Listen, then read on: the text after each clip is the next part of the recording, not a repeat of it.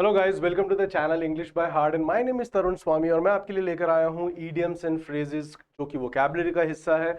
उनको याद करने का बहुत ही अच्छा तरीका, वो भी बिना लिखे, कहानियों के माध्यम से। इसी के अंदर जैसा कि आप देख सकते हैं आज की जो सीरीज है उसके अंदर आया है जो मिडाइवल के क्लोथिंग एंड आपके आर्मर्स हुआ करते थे। आर्मर्स क्या होते हैं गाइस? जो कवच होते हैं जो आपकी बॉडी को प्रोटेक्ट करने के लिए पहने जाते हैं उनको हम कहते हैं armour. It's a very good word.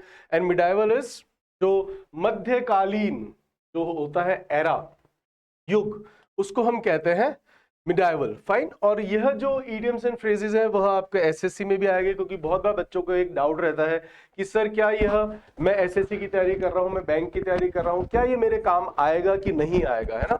तो मैं आप सभी को बता दूं, जिन भी एग्जाम्स में आपके इडियम्स एंड फ्रेजेस आते हैं उन सबका मैंने यहाँ पे मेंशन करा है। चाहे आपका एसएससी हो, बैंक हो, सीडीएस हो, एनडीए हो, कैट हो, आईपी मैट हो, आरपीएससी का कोई भी एग्जाम हो, चाहे यूपीएससी का कोई भी एग्जाम हो, उन सब के अंदर आपको इडियम्स एंड फ्रेजेस देखने को मिलते हैं।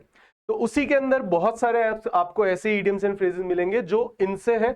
तो अब मैं आपके लिए इंटरेस्टिंग तरीके से, अभी हमने पहले देखा था जिसके अंदर आपको मैंने ग्रीक माइथोलॉजी के जो मैंने आपको इडियम्स एंड फ्रेजेस की कहानियां सुनाई थी, आज हम देखेंगे कुछ जो मिडाइवल क्लोथिंग एंड आपके आर्मर से रिलेटेड जो फ्रेज है। तो शुरुआत करते हैं। और जितने भी आज हमारे साथ पोस्टुलेंट्स जुड़े हैं, जितने भी न्यू कमर्स जो किसी भी काम में नए नए होते हैं, जो नए होते हैं ना, एक बच्चे ने कहा सर आप हिंदी में लिख दो। देखो, मुझे हिंदी बोलनी आती है, समझ में आती है, लिखनी भी आती है, लेकिन क्या आपके एग्जाम में वहां पर हिंदी आएगी? क्या हम यहाँ पर हिंदी को सुधार, मेरी हिंदी भी बहुत सुदृढ़ है गाइस, मैं अगर कभी भी, मैं द्विभाषी हूं, अगर मैं हिंदी का प्रयोग करूंगा तो मेरी बहुत बार, कई बार कक्षा के अंदर जो विद्यार्थी है वो मुझे कह देते हैं कि सर जब आप हिंदी बोल रहे होते हैं तो बहुत ज्यादा शुद्ध हिंदी का प्रयोग कर लेते हो, तो उनको कई बार समझ में नहीं आता। तो मेरी हिंदी भी सुदृढ़ है, लेकिन हमारा यहाँ पर मिलने का औचित्य क्या है, हमारे यहाँ पे मिलने का पर्पस क्या है? हम यहाँ पर अंग्रेजी सीखने आए हैं। तो अंग्रेजी अगर सीखनी है तो जितनी ज्यादा आप अंग्रेजी, अच्छा एग्जाम में आपके वहां पर हिंदी में ऑप्शन आएगा? नहीं आएगा। तो वहां पे जब ऑप्शन भी मेरा इंग्लिश में आएगा तो मेरे को वहां पर इंग्लिश में ही, है ना? देखो गाइस, अपना कोई यहाँ पर मेरा पर्सनल आपसे कोई वो द्वेष नहीं है ना? ना ही हम यहाँ पर एक दूसरे के कोई पर्सनल रिलेशन से मिल रहे हैं। हमारा जो पर्पस है कि आप लोगों को इंग्लिश अच्छी हो जाए और आपके एग्जाम में जो जो टॉपिक्स है वो आपके क्लियर हो जाए और आपका पेपर क्लियर हो, है ना? इसीलिए जब भी कभी मैं ऑफलाइन में जाता था, I used to speak very much English, है ना? Because we learn a language from listening to that language first. हम सबसे पहले भाषा कैसे सीखते हैं? सुनकर, है ना? बच्चा नहीं कहता माँ को कि माँ आप कैसे अंग्रेजी, ये हिंदी बोल रहे, मुझे नहीं आ रही। बच्चा थोड़ा ना कहता है, बच्चा सुन सुनकर उसको बोलना सीख जाता है। वैसे ही I always try that I should also speak English more, but I know sometimes you are not able to connect or related, so that's why मैं बीच बीच में आपको हिंदी में ही बात कर लेता हूं और मैं भी कंफर्टेबल हूं ऑफ कोर्स हिंदी में, है ना? तो अगर मैं हिंदी लिख दूं कोई दिक्कत नहीं है बच्चा, लेकिन हम यहां पर किसके लिए मिल रहे हैं?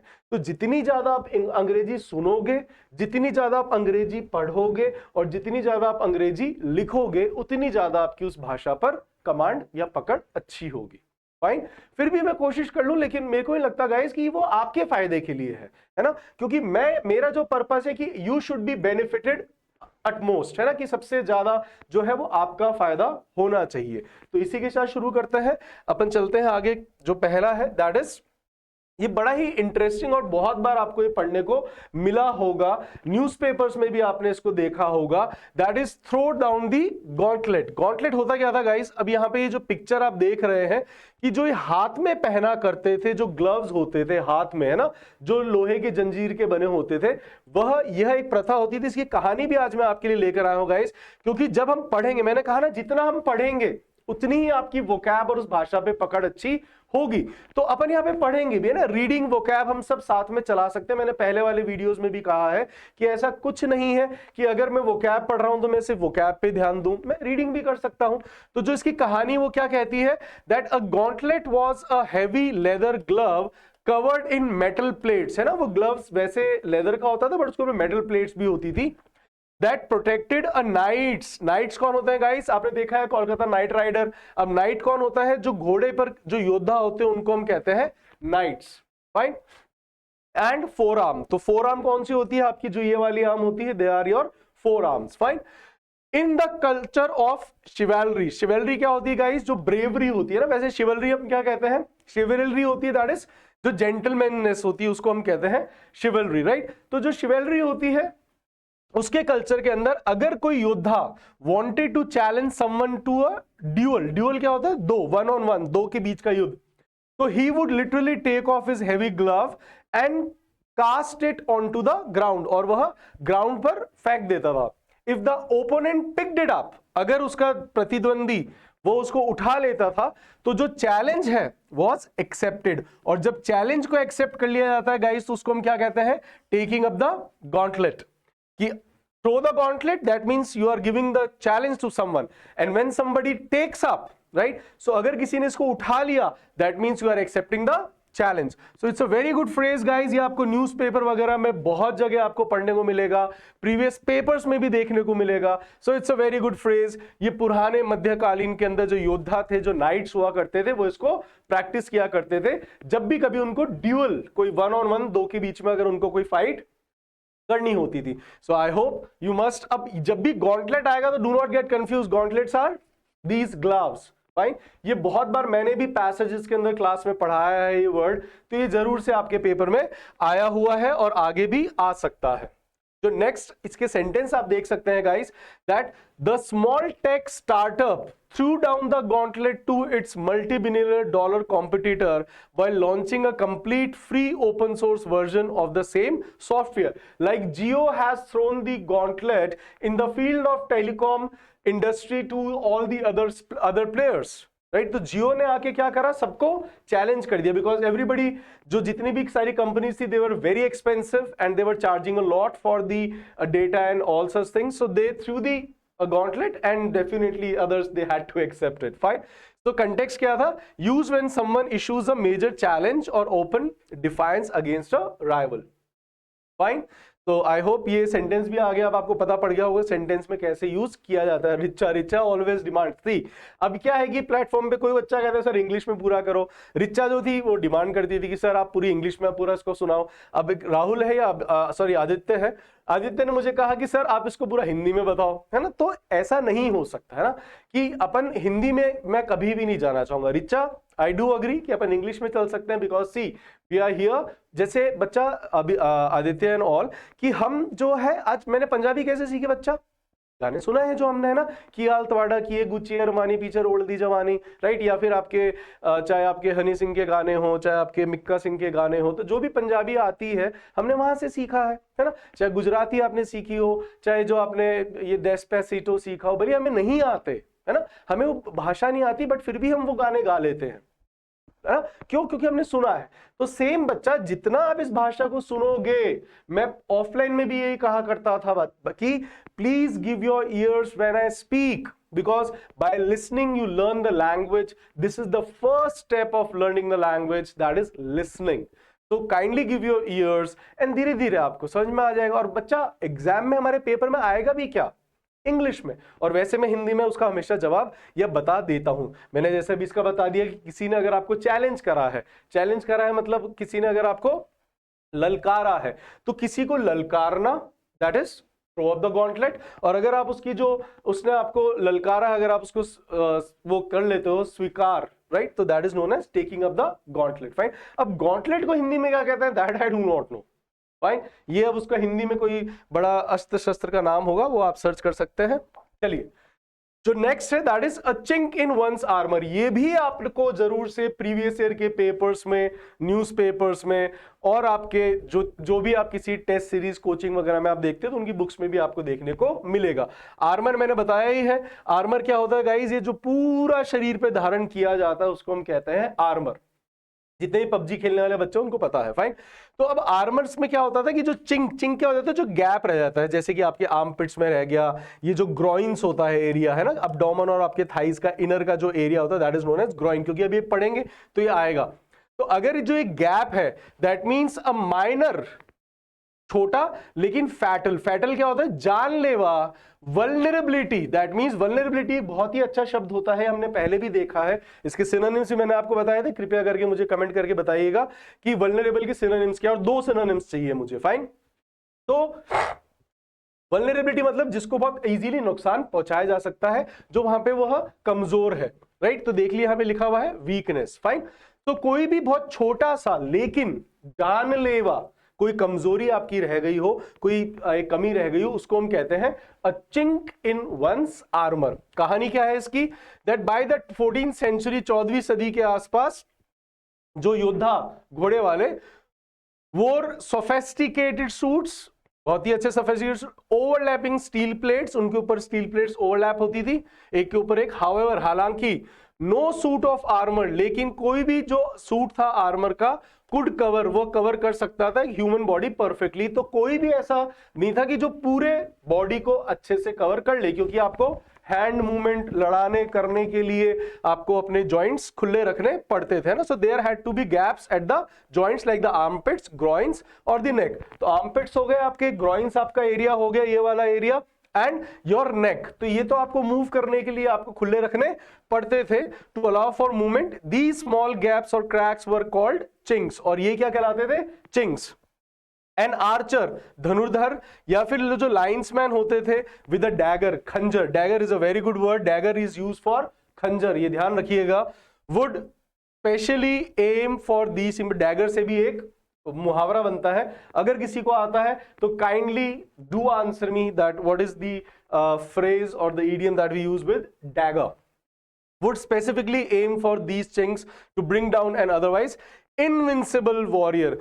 अदरवाइज इनविंसिबल मतलब नहीं तो क्या हो जाता, अगर ये दीज थिंग्स नहीं होते तो क्या होता, ये जो इनविंसिबल, इनविंसिबल क्या होता है? जिसको हराया नहीं जा सकता। This is a one word substitution. अभी चल रही इडियम्स एंड फ्रेजेस, फिर ऐसे ही मैं आपके लिए बहुत सारे वन वर्ड सब्स्टिट्यूशन भी लाने वाला हूं गाइस, तो कृपया करके बने रहिए। एंड आपका जो प्रेम, आपका जो प्रशंसा है, जो एक्लेमेशन आप मुझे दे रहे हैं, उन सभी के लिए बहुत ही मैं आभारी हूं, क्योंकि वो मुझे प्रोत्साहित करता है कि मैं अपने काम को और कैसे अच्छा करूं। तो आप देख रहे होंगे कि थोड़ा इंप्रूवमेंट है ना, थोड़ा सा interesting picture and all stories I have added. It is just because of you people, your love, your acclamation, right, that you people are doing the ovation. So thanks a lot for that, and do keep on commenting and answering so that I can know that you people are learning. Fine guys, and keep on subscribing and sharing it with your friends too, whosoever is preparing for any of the examination. Fine, so चलते हैं। I hope a chink in one's armor, weakness, कमी जो रह जाए, sentence में कैसे use होगा? The championship team, अभी आपको पता है कि जो चल रहा है हमारे, क्या फुटबॉल का वर्ल्ड कप चल रहा है, कहां चल रहा है? जरूर से पता होना चाहिए, because you people are preparing for competitive exams. तो आपकी जीके भी अच्छी होनी चाहिए। कहां चल रहा है ये? अपन ने देखा था न्यूज़पेपर के अंदर, that is Mexico, Canada and USA. Fine, opening ceremony आपकी मैक्सिको में। Alright, the championship team looked completely unstoppable. तो जो चैंपियनशिप की जो टीम थी वो प्रतीत हो रही थी कैसी? पूर्णतया जिसको रोका नहीं जा सकता। लेकिन their weak pass defense, जो उनका weak pass defense था, proved to be the chink in their armor. That means जिसके कारण से वह हार गए during the playoffs. So used to describe a small specific vulnerability in an otherwise strong position or personality. तो जो बहुत मजबूत हो लेकिन अगर उसके अंदर कुछ ऐसा कुछ रह जाए, right, जिसके कारण वो हार जाए, right, so that is known as a chink in one's armor. चलते हैं अपन आगे। The third one is off the cuff. ये बड़ी इंटरेस्टिंग सी है ना। ये क्या है कि आप देख सकते हैं कफ, कफ क्या होता है? जैसे जो मैंने तो फोल्ड कर रखे हैं ना, ये जो कफ्स होते हैं हमारे, जैसे आपके यहाँ पे कफलिंग्स भी पहनने के आते हैं, कोई डायमंड है, कुछ आपके पत्थर है ना, जो पैसे वाले लगते हैं लोग बाग। तो इसकी स्टोरी क्या है, पहले इसका मीनिंग जान लेते हैं। स्पॉन्टेनियसली विदाउट प्रिपरेशन, राइट, कि बिना प्रिपरेशन के जब आप हैंड टू हैंड कुछ करते हो without preparation, that is known as off the cuff. आपको मुझे कमेंट करके बताना है कि जब आप बिना बोले किसी कोई स्पीच बोलते हैं तब उसको हम क्या कहते हैं। कॉम्पिटिशंस भी होते हैं स्कूल वगैरह में, ये वन वर्ड सब्स्टिट्यूशन भी है, that is to give a speech without any preparation. इसके लिए 3 वर्ड्स होते हैं गाइस, तो आप मुझे बताइएगा, फिर हम इस पे बात करेंगे, क्योंकि आने वाले वन वर्ड सब्स्टिट्यूशन में हमें देखने को मिलेगा। सो द स्टोरी है कि इन द लेट मिडाइवल्स में एंड अर्ली मॉडर्न एराज में fine clothing featured large and detachable coughs. तो ये क्या होते हैं? डिटैचेबल होते थे पहले, आप देख सकते हैं यहाँ पे ये लगे हुए और डिटैच हो सकते थे। And detachable white linen coughs हुआ करते थे, बिकॉज पेपर वॉज एक्सपेंसिव, क्योंकि उस समय पेपर जो बहुत एक्सपेंसिव था, and not always at hand, और हमेशा हाथ में नहीं होता था। लेकिन पीपल, स्पेशली जो स्कॉलर्स, पढ़ने वाले, मर्चेंट्स और पब्लिक जो स्पीकर्स होते थे, would use a charcoal stylus. This is also stylus, right. तो जो स्टाइलस होता है, जो कि आपने देखा होगा आपके सैमसंग वाले या बहुत सारे फोन जो आजकल पेन देते हैं ना, that is not pen, that is stylus, fine. तो चारकोल स्टाइलस होता था to jot down, it's a very good phrasal verb. Jot down का मतलब ही होता है कुछ लिखना। तो उनको जॉट डाउन क्विकली और क्विक नोट्स के लिए, कैलकुलेशंस के लिए, या स्पीच प्रॉम्प्ट्स, फटाफट directly on to the fabric of their sleeves और कफ्स बिफोर स्पीकिंग। तो वह फटाफट अपने कफ्स पे लिख लेते थे। तो इसीलिए ऑफ द कफ का मतलब होता है स्पॉन्टेनियस, तपाक से, जल्दी से, without any preparation. It's a very good phrase. इसका जो सेंटेंस है, I completely forgot I had to present today, मैं भूल गया कि मुझे आज प्रेजेंटेशन देनी है, so my entire proposal was delivered off the cuff, that means without preparation. इसके लिए एक और यहाँ पे वन वर्ड सब्स्टिट्यूशन आता है, कृपया करके मुझे बताइएगा। एक ई से होता है, एक आई से होता है, और एक ए से होता है। फाइन, मैंने आपको तीनों वर्ड का इनिशिएटिव बता दिया है कि क्या इसका इनिशियल लेटर होगा। So context use when someone speak और acts without spontaneously, fine. The fourth one, that is armed to the teeth, that is also very interesting. That means fully and heavily equipped. जब कोई पूर्णतया अच्छे तरीके से एकदम तैयार है, fully prepared है, उसको हम कहते हैं that is fully and heavily equipped. और स्टोरी क्या चलती है? This refers to the sheer volume of weaponry, that is clear volume of weaponry. sheer का मतलब होता है complete. Fully armoured night carried, कि जो एक फुली आर्मर्ड नाइट जो कैरी करता है, ये उसका एक बहुत ही अच्छा एग्जाम्पल है, और जिसके अंदर पूरी कंप्लीट जो वॉल्यूम आती है वेपनरी की, वो आ जाती है। Aside from a primary lance and a heavy broadsword at the hip, है ना, कि जो प्राइमरी लैंस है या जो आपके हिप्स पे जो आपने लगा रखे हैं साइड में, अ नाइट जो है माइट कैरी अ मेस, जो गदा होती है, अ डैगर, एक खंजर भी, एंड अ सेकेंडरी ब्लेड, कोई सेकेंडरी ब्लेड भी। But when scaling siege ladders, जब वह लेडर्स पे चढ़ रहे होते हैं, और engaging in fronting hand to hand combat, तो जब वह बहुत ही फ्रंटिंग का मतलब मुझे कृपया करके कमेंट करके बताइए, it's a very good meaning, बहुत सारे एग्जाम में पूछा गया है। हैंड टू हैंड जो कॉम्बैट होती थी, उसके अंदर जो वॉरियर है वो क्या करते थे, अपने डैगर को दांतों के बीच में पकड़ के रखते थे, आपने देखा होगा, राइट। तो ये होता है जब कभी पूर्णतया कोई तैयार है, कि आपके जूतों में भी खंजर है, आपके यहाँ पे बेल्ट में भी है, हाथ में भी सब कुछ है, और फिर आपने दांत में भी आपने कोई वेपन रख लिया, that is armed to the teeth, कि मैं आर्म्ड हूं, मैं हथियारबंद हूं, कहां तक, अपने दांतों तक, right. So that is known as when you are fully equipped और you are completely equipped, fine. So it's a very good phrase. और इसका जो सेंटेंस है, the lawyers walked into the high stakes court room battle armed to the teeth, that means they were fully equipped. It's a very good phrase. The fifth one that you're gonna see is to ride roughshod. It's a very good one, right? अब आप देख सकते हैं ये जो hooves होते हैं, घोड़ों के जो ये खुर होते हैं, उनको हम कहते हैं hooves। चाहे गाय हो उसके भी hooves होते हैं, right? तो जो खुर होते हैं उनको हम कहते हैं hooves, right? तो इनके क्या होता था, जो यहाँ पे नाल होती है ना, उसके अंदर ये कील भी लगा देते थे। अब ये किस लिए लगाते थे? To act without caring about the feelings और सेफ्टी ऑफ अदर्स, कि सामने वाले को क्या लग रहा है, उसके क्या दर्द हुआ है। व्हेन यू डोमिनेट ब्रूटली, जब आप किसी के ऊपर शासन करते हो बहुत ही ब्रूटली, या फिर जब आप किसी को डोमिनेट कर जाते हो बहुत ही गंदे तरीके से, fine. So this comes from the way जो वॉर हॉर्सेस थे, they were prepared for battles. Blacksmiths would hammer heavy shoes onto the horses' hooves. तो जो horses' hooves के जो शू होते हैं, इनको शू कहते हैं, जो नाल होती है, with the nail heads deliberately left protruding, right? Protrude is a very good word, चुभने वाला, sharp.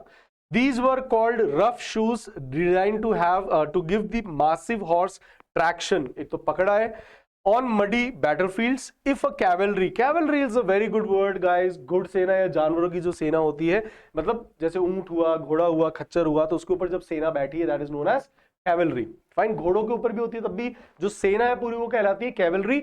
ये आपको बहुत बार न्यूज़पेपर में पढ़ने को मिलेगा, अगर पढ़ेंगे आप हिंदी में भी। Charge rode over infantrymen, these sharp heavy hooves caused horrific devastating, devastating is a very good word, that means तबाही, डिवास्टेटिंग इंजरीज की मतलब वह उसको खत्म कर देती थी, फाइन, नष्ट करने वाला, दैट इज डिवास्टेटिंग। तो I hope we people have learned good, आपके लिए ये आने वाला क्विज भी है, आपके लिए क्वेश्चंस भी हैं, but I hope you people must have learn these 5 idioms very well, and अगर आपके सामने कभी आएगा तो अब आप उसको रिलेट कर पाओगे, because I have given you the picture photographic memory as well. सो अब आप इसको कभी भूलेंगे नहीं, और आपके लिए अब एक्सरसाइज भी है, और अगर आप ये एक्सरसाइज भी कर लेंगे तो definitely and do answer me with these questions so that I can come to know that you people have learned। and अगर आपको इनमें से कोई से भी कहीं पे वर्ड समझ में नहीं आता है तो kindly do use dictionaries, not Google. ये मैं हमेशा कहता हूं क्लास के अंदर भी कि बच्चों हमें हमेशा क्या यूज करनी चाहिए, डिक्शनरी, ना कि गूगल, फाइन। सो कृपया करके इनको करें। You people have only 5 questions, so 2 and 2 4, and this is the last one of the day। Fine guys, so मिलते हैं अपन नेक्स्ट वीडियो के अंदर, and I hope you people must have enjoyed and learned, and if you people are liking the videos, so kindly if you like the videos, not liking ये नहीं होता है grammar के अंदर, है ना। so अगर if you like the videos and the method and the idioms, so do share it with your friends and keep on watching and do subscribe the channel। Fine guys, मिलते हैं अपन next video में। Ciao, sayonara।